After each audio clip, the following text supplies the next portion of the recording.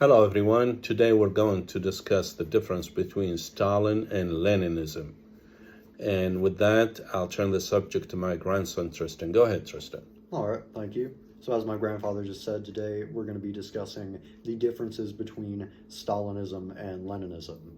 So a lot of people consider Stalinism to just be like Leninism in practice, or Leninism applied to the material conditions of the USSR after Lenin's death.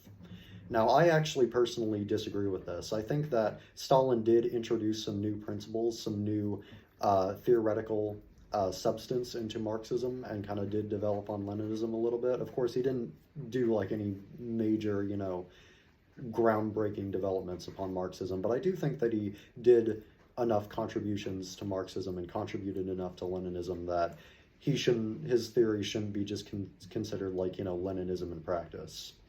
So basically, as we've discussed, Leninism is kind of the idea that Marxism should be carried out through, like a vanguard party. So like radicalization of workers should be carried out via a vanguard party who assumes power of the state and, practices democratic centralism to democratically decide what the party line is and what direction the state will go and what policies the state will employ and pursue and what ideas the party will uphold, all that good stuff, all that jazz.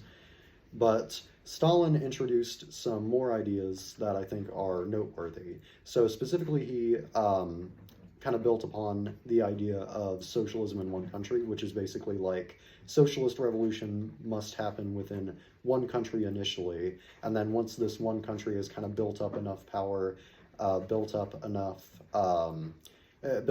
global sway to be considered, kind of like an important force in the world, then socialism can kind of start spreading outward from this one socialist country where the original socialist revolution occurred, and that's how global socialism will spread.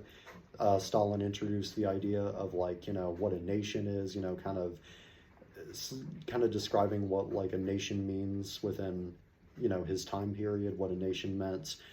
He introduced the idea of he introduced the idea of, the three contradictions of imperialism, how imperialism contradicts itself. He introduced, ideas like that, and, the list can go on and on and on, but those are, Stalin's main contributions, main ideas, main additions to Leninism and Marxism as a whole. So that would pretty much wrap up the video and wrap up the subject. Thank you for watching. Thank you.